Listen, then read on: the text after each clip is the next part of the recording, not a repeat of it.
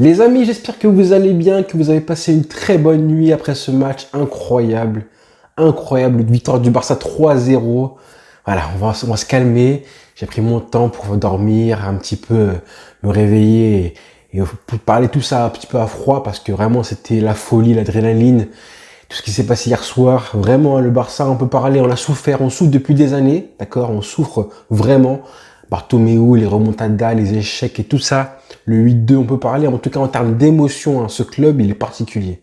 En termes d'émotion, on vit des choses incroyables. En tant que fan du Barça, c'est un plaisir. Hein. En fait, je pense que c'est aussi les difficultés, les matchs qui font souffrir, qui font que justement ce genre de match-là, celui qui est en Coupe du Roi, c'est seulement Séville, mais en tout cas, c'est parce qu'on a souffert que justement ces matchs-là, on les savoure. Avec aussi un scénario qui est fou, hein, un scénario incroyable. Et ça se joue à rien du tout, hein, à rien du tout, ça se joue à rien du tout. Tu perds ce match-là, t'es éliminé, c'est logique, hein, ça aurait été logique voilà, de gagner 1-0 à la 93e minute. On a un penalty qui est sauvé aussi par Ter Stegen et on marque dans les arrêts de jeu. Clairement, ça se joue à rien. Hein. Le foot, c'est vraiment, comme dirait Les, les détails qui se jouent à rien du tout. La saison, elle était à deux doigts de basculer dans le frustrant. Voilà, si t'es éliminé après avoir gagné 1-0, là, clairement, face au PSG, la confiance, elle n'est pas galvanisée. Là, j'espère que les joueurs vont quand même se servir de ce match-là. C'est un tournant dans le match, un tournant dans la saison. Clairement, hein, ce match-là, j'espère qu'on va s'en servir. Le 3-5-2 commence vraiment à porter ses fruits. Et là, on a vu enfin des leaders sur le terrain. 11, non même 14, 15, 16 joueurs qui ont joué hier. Honnêtement, hein, tous, ils ont été tous des leaders sur le terrain. Honnêtement, j'ai aimé ça mentalement. Hein. J'insiste sur le mot mentalement. Franchement, tu sors d'un match comme ça, où tu as mené 1-0 tout le match, et à la fin, tu as un penalty qui vraiment t'élimine. Hein. Parce que si Séville marque, évidemment, on est éliminé, c'est sûr, certain. C'est vraiment là le match fondateur de l'ère Koeman. On reste en vie dans les 3 compétitions, très important. Hein. Moi, j'aime pas que... Moi, ma phobie, hein, honnêtement, ma phobie, c'est que tous les ans, au mois de février, mars, si tu es éliminé en Ligue des Champions et en Coupe du Roi et qu'il te reste juste la Liga, franchement, il y a plus grand intérêt à suivre la fin de saison. Donc moi, vraiment, tous les ans, je me dis que j'espère que d'ici fin mars, début avril, mi-avril, on soit encore qualifié dans les 3 compétitions et on est toujours en vie. C'est vraiment très, très plaisant. On a vu des guerriers, des hommes sur le terrain. Des hommes sur le terrain, clairement. Hein. La première mi-temps du Barça, honnêtement, c'est une des plus belles mi-temps qu'on a vues depuis très, très, très longtemps. Et à la fin, tu mènes que 1-0. Honnêtement, voilà, je me dis que honnêtement, hein, si le Barça joue comme ça, là, commence à prendre ses repères à un 3-5-2 et joue un football de ces qualités-là, honnêtement, hein, je pense que déjà, les petites équipes de Liga, on va peut-être revoir des scores où le Barça gagne des 5-6-0 et j'en passe. Honnêtement, hein, c'est très possible d'avoir un Barça comme ça. Et attention, face au PSG. Mais bon, on n'en est pas encore là. C'est encore loin. Et enfin, ce sera le PSG, pas Séville. C'est là que tu vois que Séville, même si c'est une grosse équipe, hein, quand il faut vraiment mettre le truc en plus, le petit détail en plus pour faire pencher la balance, clairement, ils ne sont pas encore un grand d'Europe, un grand d'Espagne. Clairement, le penalty qui est mal tiré, ou encore le dernière action, quand tu vois Diego Carlos qui doit justement mettre la balle en corner et ne pas la sauver, c'est ce qu'il fait, il a sauvé la balle, du coup, nous, on garde le ballon et Griezmann fait la passe pour Gérard Piqué. Tous ces petits détails qui comptent à la fin et qui te vraiment font basculer un match, clairement, ils ont été de notre faveur. On a vu un Barça solide devant, derrière, qui n'a rien négligé. De voir du gardien jusqu'à l'attaquant, tout le monde vraiment concerné mentalement. Et les images, je ne sais pas si vous avez vu les photos des célébrations des joueurs, tu sens qu'il y a un groupe, une émotion qui se dégage. Et vraiment, il faut se servir de ce match-là. C'est important de se servir de ce match-là pour la suite, que tout le monde est heureux. J'ai vu un Messi qui s'est battu. Des sourires, tout le monde qui sautait partout. Hein. Même moi, j'ai sauté partout avec eux. Je pense que vous aussi. Quel plaisir, quel plaisir. Et je pense que voilà, nous, on est des supporters. On veut des moments comme ça. Si on a des moments comme ça, la saison, elle est déjà en partie réussie. Voilà, on est moins déçus. On a vécu quand même des bonnes choses, en tout cas par rapport à l'année dernière, où vraiment c'était la catastrophe. On vit des bonnes émotions. Et donc, du coup, les notes des joueurs, hein, sachant qu'évidemment, tout le monde a fait un gros match. Donc, Tout le monde aura une super note, malheureusement. Enfin, heureusement, j'ai envie de dire. Enfin, ça fait un peu bizarre de faire des notes comme ça. Mais on va commencer par Ter Stegen. Ter Stegen qui est le plus décisif de l'équipe. Pour moi, c'est lui, clairement, parce que le penalty, il a rien eu à faire. Hein. Il a rien eu à faire de tout le match. Donc c'est dur pour un gardien d'être chaud, clairement. Et voilà, il fait le travail. Il est décisif. Encore une fois, tous ceux qui ont craché sur lui, il y en a beaucoup. Hein. Il y en a beaucoup qui l'ont fait sur Facebook, Twitter surtout. Beaucoup qui ont craché sur lui. Mais venez me dire que ce gars-là n'est pas extraordinaire, honnêtement. Alors certes, c'est pas en Ligue des Champions, c'est pas face au PSG, où c'est vrai, il a raté son match, mais au moins il est décisif quand on l'attend. La seule chose qu'il avait à faire, il l'a faite. Et quand tu as un mec comme ça, honnêtement, ça rassure ta défense encore plus. Donc je lui mets un 9 sur 10, et pour une fois, il est sorti de ses buts. Hein. Il a eu 2-3 sorties à faire, et il les a faites. Donc honnêtement, il a fait le mec qui était rassurant sur sa ligne, et aussi dans les airs, dans le jeu aérien. Donc merci à lui, 9 sur 10.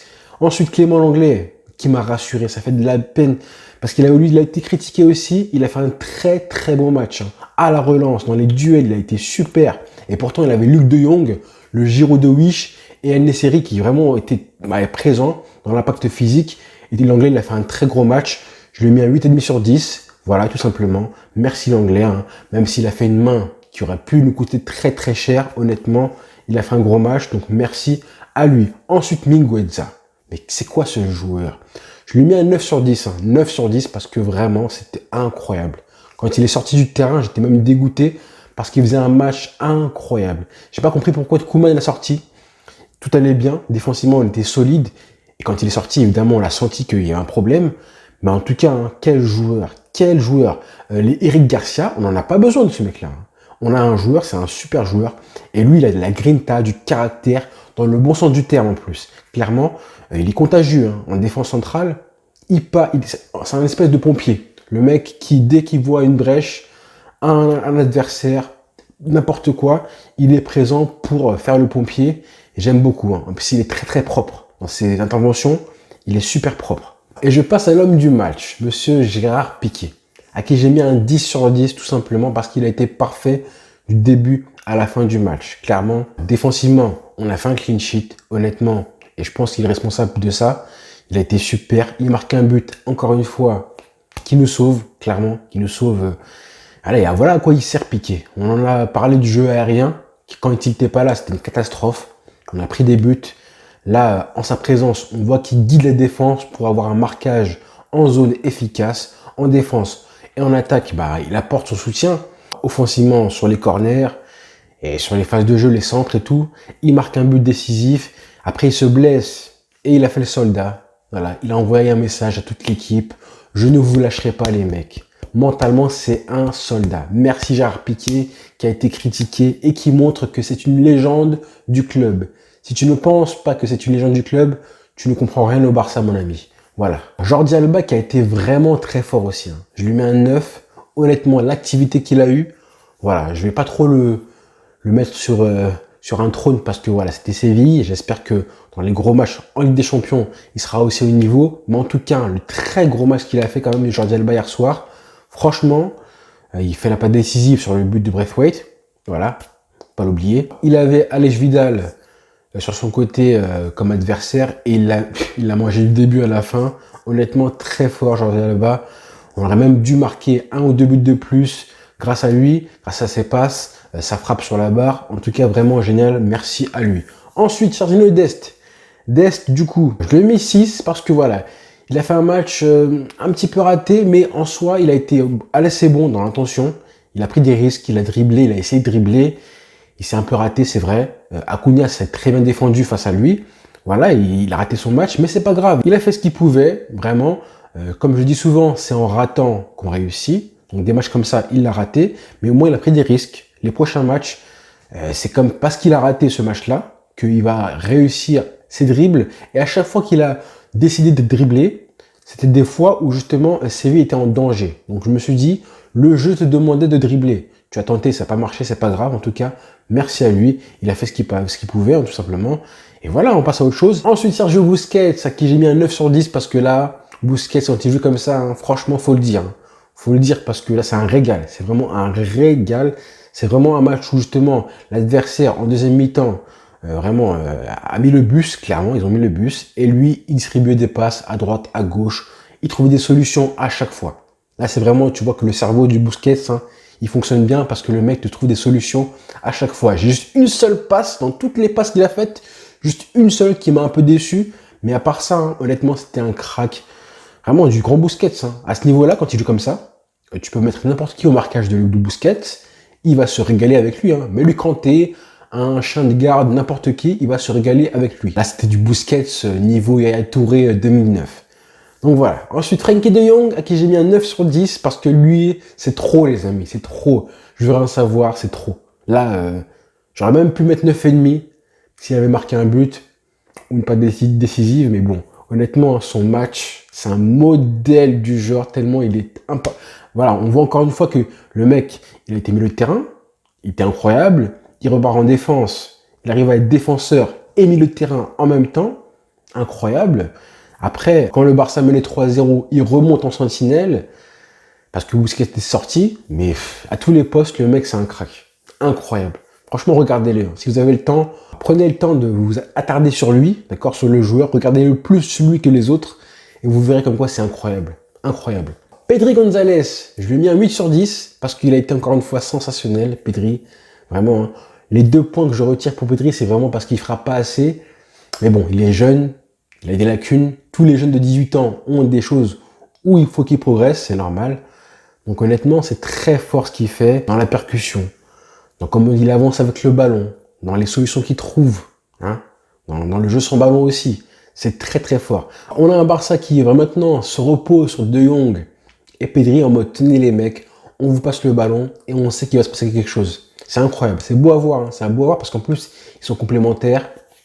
Et je pense que là, quand ce mec sera complet, Pedri, quand il sera complet, parce que là, on voit qu'il a encore des petites lacunes de ci, de là, etc. Physiquement, bon, il fera pas assez. Et même quand il frappe, il n'est pas encore précis. Il est un peu timide encore. Mentalement, c'est pas encore un tueur. C'est pas encore un tueur de sang-froid. Mais bon, quand il aura ça, hein, honnêtement, hein, dans 2 ans, quand Messi part du Barça, donnez-lui le numéro 10 du Barça. Honnêtement, tellement il est fort. C'est incroyable. Ousmane Dembélé, à qui j'ai mis un 8 sur 10, parce qu'il met un but de crack. Ça me fait plaisir qu'il marque un but comme ça parce que ça montre un petit peu le caractère du bonhomme. Honnêtement, je me suis dit, bon, il a raté sa première frappe, la deuxième aussi, et la troisième, comme j'ai dit hein, sur Facebook, je vous ai dit, voilà, il tente quand même une troisième frappe avec de la précision. Voilà, comme par hasard, quand il ouvre un petit peu ses yeux là, qu'il frappe pas n'importe comment en fermant les yeux, qu'il prend son temps de frappe, de placer le ballon, ben voilà. En plus, c'est un très joli but hein, qui change le match. C'est un but qui change le match, clairement, décisif. Encore une fois, j'espère qu'il est en bonne santé, surtout. Mais vraiment, Ousmane, je t'aime tellement fort. Et voilà, c'est marrant de savoir que maintenant, là, parmi les 3 joueurs qui ont coûté très cher au Barça, Griezmann, Coutinho et Dembélé, celui qu'on avait mis à la poubelle complètement, bah Dembélé en l'occurrence, hein, maintenant c'est lui qui est vraiment le titulaire indiscutable au Barça. Vraiment, c'est tellement drôle de voir ça. Mais moi, j'y ai cru, hein. J'y ai cru parce que je me suis toujours dit que le mec, quand il joue, avant il était blessé, mais quand il joue, à chaque fois qu'il jouait, il était très très bon. Et le potentiel, le talent individuel du joueur est trop flagrant pour vraiment flopper au Barça. C'est pas possible. Et puis Messi, à qui j'ai mis un 9 sur 10. Messi, c'est simple, hein. Quel match? Un match de leader, de patron. Là, j'ai vu un capitaine. Hein. Là, c'était le capitaine Messi. Je pense même que en se dépensant autant, en taclant, en faisant le pressing, en faisant des courses de 40 mètres vers nos buts hein, pour défendre et tout, je pense que là, même comme ça, il prend du plaisir à se dépenser autant. Je pense qu'il a dû kiffer le match. Et j'ai envie de le voir comme ça là, tous les matchs, hein, à tous les matchs, même les matchs où on était en galère à Liverpool, même les matchs avec la LB Céleste, avec la sélection, des matchs comme ça, là, il devrait en faire tous les jours. Regardez un peu ses statistiques à Messi.